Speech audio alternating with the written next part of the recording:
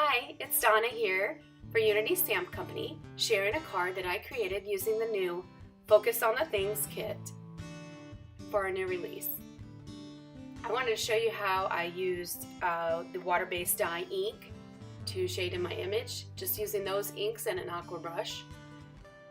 You can use any water-based ink to do this.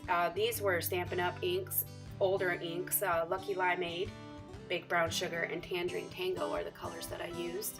Then I just filled in the areas on the Canson watercolor paper.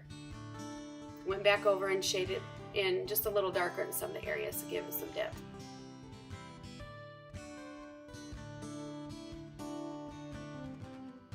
Once the image was done, I took some 3D foam adhesive and I picked that up at our local craft store, Michael's. It may even have been like in the Walmart section. And I like those foam pop-up pieces because they give your card a lot of firmness, so if you're going to mail it, it doesn't have that flimsy feel to it.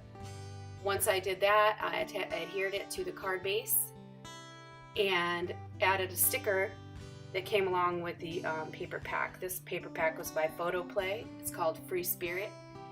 And then once that was added, I took the glossy accents and filled in the little buttons and knobs on the camera. And the main thing I wanted to feature was the lens, because I really love that flower in there and I wanted to give it that glass look. It dries really clear, so I think you'll be happy with the outcome.